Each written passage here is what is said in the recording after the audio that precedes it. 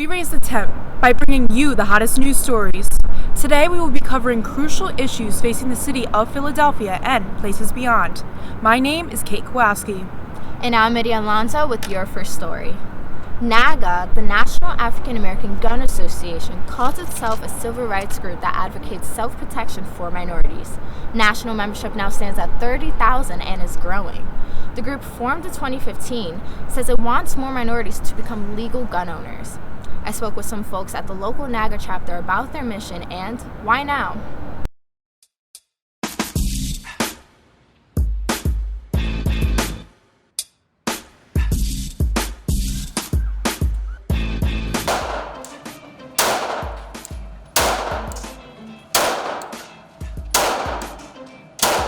The National African American Gun Association, or NAGA, is a pro-Second Amendment rights organization that works on community building through their love of firearms.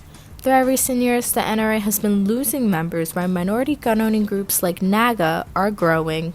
NAGA started back in 2015. It spread it all over the country just by the word of mouth. Keith Oliver is the president of NAGA's Philadelphia chapter. He says, unlike the NRA, the group has no political agenda. A lot of people just like to shoot.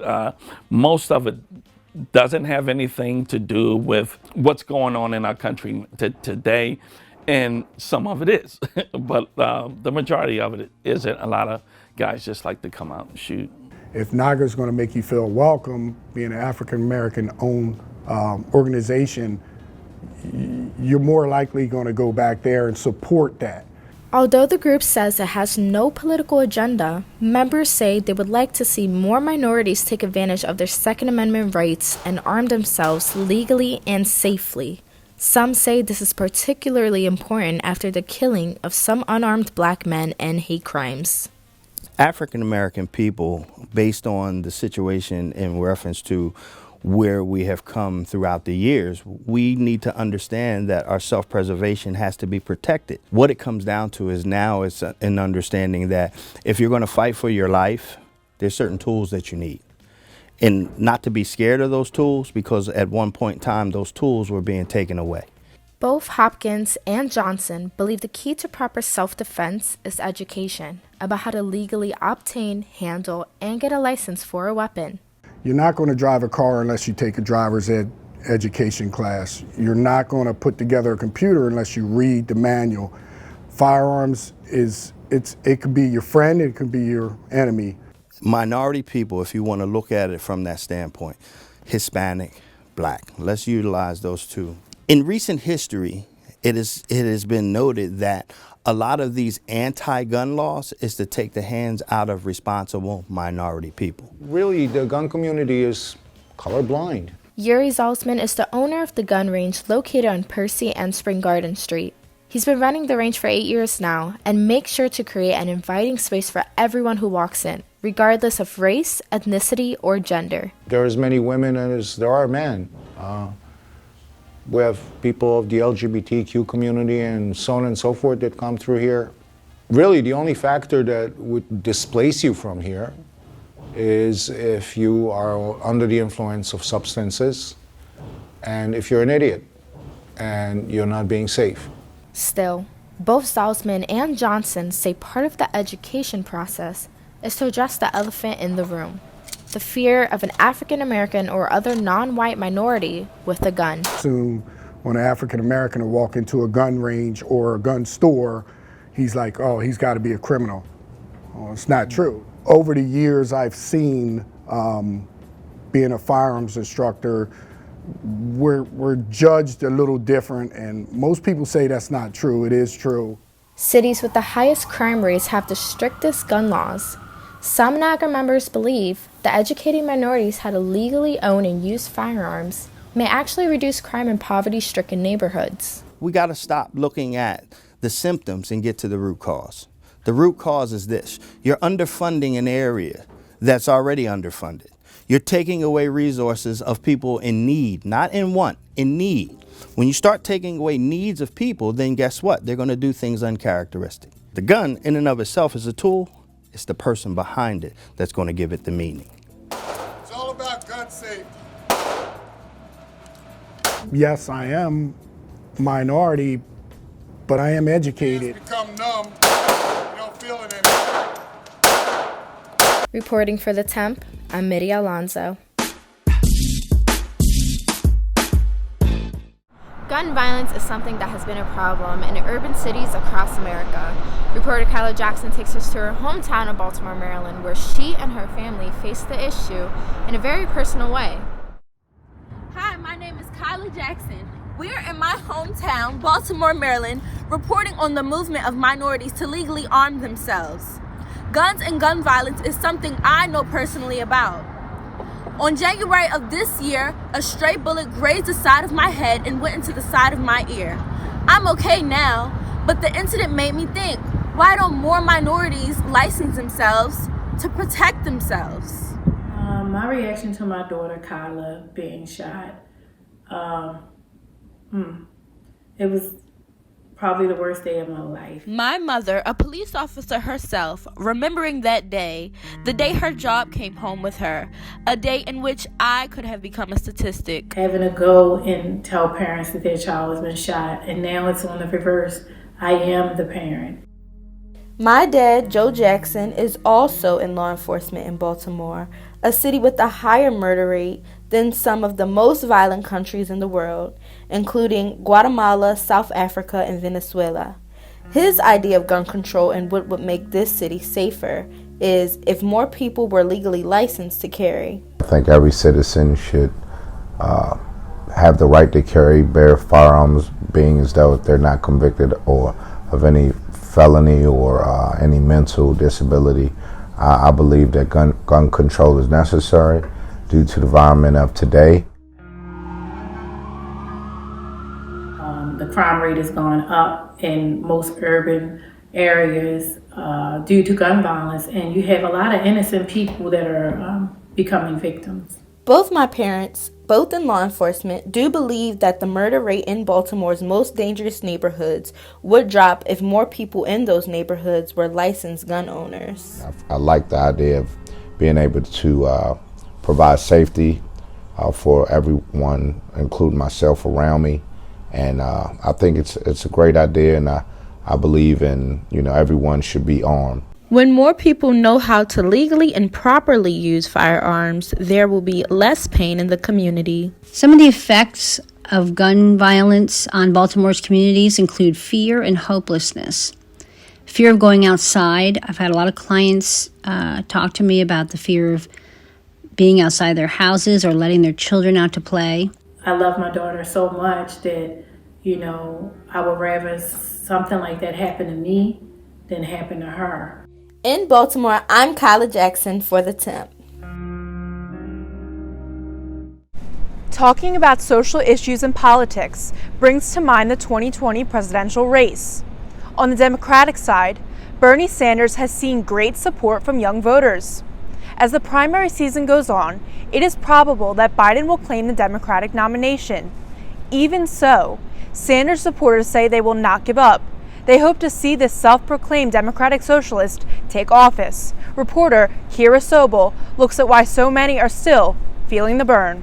In the midst of the 2020 primary election, Vermont Senator Bernie Sanders seems to be a front-runner among younger voters. Sanders, a self-proclaimed Democratic socialist, has a platform that aims to address economic, racial, social, and environmental injustice. But why does this Bernie brand of socialism appeal to those under 40? They're more open to alternatives than older people are. And so I think the idea of a more equitable and maybe just a different way of doing things, a different way of conducting economic life is something that appeals to at least some young people. Democratic Socialists of America member and Temple University student Miles Wall grew up in a liberal household but adopted opposing beliefs to his parents until he learned more about socialistic policies and Bernie Sanders. He is not funded by corporate lobbyists like everybody else is. We could talk all day about why I support all of the policy, which I do, but more than that, it's that, most people, even if they talk a good talk, they won't do it if they're paid off. Some of the most socialistic policies in Sanders' platform are the most popular among younger voters. Medicare for All and the Green New Deal. I'm pretty afraid of climate change and what the future looks like for us. And I also think Medicare for All is hugely important because I really do not like living in a country where we just let people go bankrupt because of illness or injury. But some older voters say Sanders' claim that socialist programs such as those in Sweden and Denmark are unrealistic in the U.S. I've talked to a bunch of people that were in a socialist country, and his idea that Sweden is like the one that he pictured, it's not that. There's still, it's not the same thing.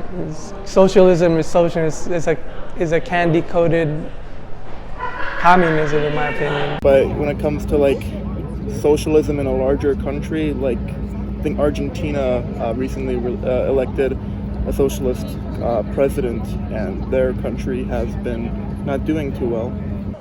There is a disparity between older and younger voters when the word socialism is thrown around. The younger generations are supporting it, and older generations not supporting it. It's the older generations, one, they had to live through the Cold War, which probably has to play a lot into it because you had Red Scares and whatnot.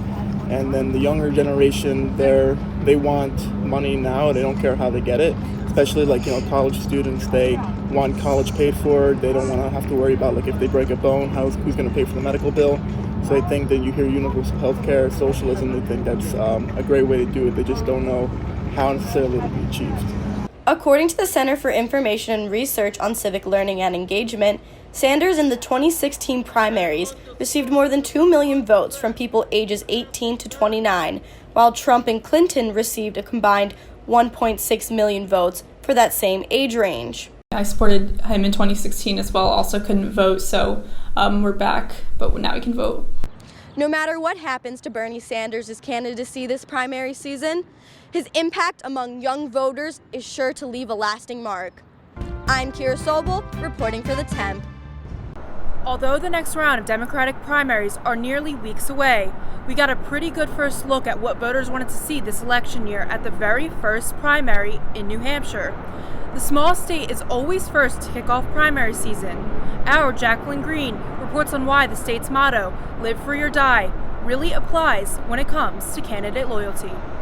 I'm Jacqueline Green reporting with the Temp from James Mastrocola Elementary School in Merrimack, New Hampshire, seeing what voters want in 2020. From old school paper ballots to allowing same-day voter registration, the New Hampshire's first-in-the-nation primary is very unique.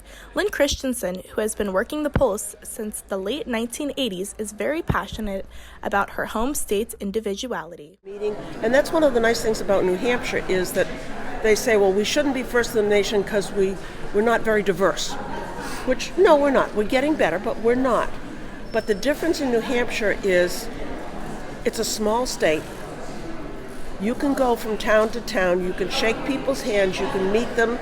They can say, well, what are you going to do about this? One-on-one FaceTime with the candidates, and a lot of the candidates that otherwise you would never have a chance to see. Supporters were standing outside the polls in 20-degree weather all day to convince others to advance their political passion. I am a feminist, and so when I can, I come out to stand for the woman candidate that is the best suited to for my politics and to lead the nation. And this time, that candidate is Amy Klobuchar. I picked her the day after Hillary was declared the loser of the election. I went to the middle of the country. I found the states in the middle of the country. I looked for women in Congress. I looked for women in Congress who had won in Trump districts, and there was one, Amy Klobuchar. She won in every single Trump district. Although the story of the day was the Democratic Party, this gentleman still came out to support President Donald Trump. We still want to show support for him, and we want people to know that there's people out here voting, that are still voting and voting for him, so we want everybody to know. We want people to come out. We want to show the support now, not later. This is the kind of enthusiasm and quiet determination we found a lot of in New Hampshire during primary season. I'm Jacqueline Green with the Temp. Very interested to see how this 2020 election plays out. We are going to take a quick break, but we will be right back to talk about something controversial in modern politics and social media: fake news. Hello and welcome back. Fake news, whether it exists and who is promoting it, has become a topic of debate nationwide. From charges of Russian bots on Facebook to what some are calling alternative facts from politicians, the issue is causing distrust and anxiety. But just how bad is it? Reporter Tink Johnson went out to Center City, Philadelphia to talk to citizens and find out how they feel about the news they are consuming. Hi, I'm Temp from the Temp. There's a lot of fake news in the news. Some people think the whole idea of fake news is fake. Take a look with me around City Hall to see what people think. What is fake news? It's a shadow, but you never actually see that person doing it. It's like very extremely biased news. News that's just put out there just to get likes, you know what I'm saying? Like, just to get views. Cloud, what's more interesting to you, real or fake news? Okay, I'll be completely honest, fake news. Sadly, it's fake news. I'm keeping it stacked, yeah. Fake news for sure. Fake news is annoying. Fake news is annoying. Real news. Why do you? Real always prevail, you know what I'm saying? Understandable. Where do you get your news from? My phone most of the time, Snapchat, Instagram, news sources. Mainly social media, if I had to be honest with you. The news app on my phone. While some news is really real, some news is really fake. We're going to find out if Philadelphia can tell the difference with the game called real or fake news. Earth just had its hottest January on record. True. It did. True. Nice, nice. I don't know if that's true or not. You could get locked up if you don't fill out the census form. That's what they say. False. That's real. Yes, it's real in some cases. Facebook is getting a new logo. False. True. Sure. Yeah, I don't know. I'm on Facebook. Yeah, I'm not either. Right, it's true. Have a good day. Thank you so much. From Center City, Philadelphia, this is Tink for the Temp. From fake news to some good news. If you've ever attended a junior or a senior prom, you know how expensive the event can be, many times costing hundreds just for the clothing. Well, a local chapter of the Police Athletic League decided to help out some students with the price tag. Emanuela Pierre has the story. March is Women's History Month, and the Cozen Prom Boutique has a way of making some young women feel very special. There's no fights, there's no quarrels. It's just us coming together, shopping, and having a good time. That is history. Every year, prom dresses are donated to the Cozen Prom Boutique, where over 200 young women gather at the Philadelphia PAL Center to find their dream dress that they can wear to prom or any other occasion. I came from my best friend because she had to go pick dresses for her birthday, so I came with her. Jewelry, shoes, and makeup are also among the things that can be found at this prom boutique. Most of the items are things that people have previously owned and have decided to donate to a great cause. And this is all for free. These girls, they might not have electricity or they might not have food, so we get to take away that worry, and we want them to know that you can just spend the day being beautiful while you're at your prom. You don't have to worry about dresses, you don't have to worry about, shoes and accessories, because we have it all here. Just be beautiful and just know that you're loved, and we're thinking about you here at PAL. The goal for this event is for these young ladies to feel like royalty on one of the most special days that they will always remember. I'm gonna look better than everybody else. Okay, amazing. The PAL Center is showing these young women the recognition and support that they all deserve, which is what Women's History Month is all about. I'm Emanuela Pierre for the Temp. The popularity of astrology seems to be growing every day, especially with millennials and Gen Zers. Some starcasters say it's because of a search for non-traditional spirituality, among other things. Our Deandra Harrison decided to dig deeper. Astrology is defined as the study of movements and relative positions of celestial bodies, interpreted as having an influence on human affairs and the natural world, according to the Oxford Dictionary. Astrology has always been used in different ways, even before in modern times, but currently, the practice of predicting the future based on celestial geography has shown no sign of slowing down. Just look at the growth of products celebrating the signs, more pop culture references, and the push to understand what it all really means. We're here at Garland of Letters on South Street asking believers and non-believers what they think about the growth of astrology. Like, what's your kind of level of being into astrology? I don't know, I'm pretty into it. I check my co-star every day. I always want to know what sign people are with them. Yeah, I'd say I'm pretty into it. I like birth chart, yeah. I don't know anything about it. I just know people, every time I tell someone my sign, they're like, oh. And then they just walk away, but that's all I've got. It's clear astrology has permeated our culture, but how accurate are the messages we get from the stars? We visited an astrologer to get a birth chart reading in order to figure out. I don't remember, like, when I started doing it, but I just started doing it for people. David A. Ronson is a longtime astrologer with experience in psychotherapy. He currently operates his business over the phone and in person in Lansdale, Pennsylvania. He gave me an in-person reading so I can understand how it all works. So you have these two outer planets squaring your sun. So that means that there's probably going to be times in your life when you want to go in a certain direction and things come up that keep you from going in that direction, that stymie you, but then time passes and you look back and you're like, you know what, it's really good that that happened. At the time, I thought I was being, kept from what I really wanted, but when I look back, I could see it's actually good that I didn't go in that direction, I went in a different direction. Did that ever happen? Yeah, that actually happens, like, a lot. And it's gonna happen for the rest of your life. Other astrologers and those who study astrology point out that the practice is more spiritually accessible to populations who have often been left out of traditional spiritual communities. I am not the astrologer you go to for gentle affirmation. I am a Capricorn. I don't do that.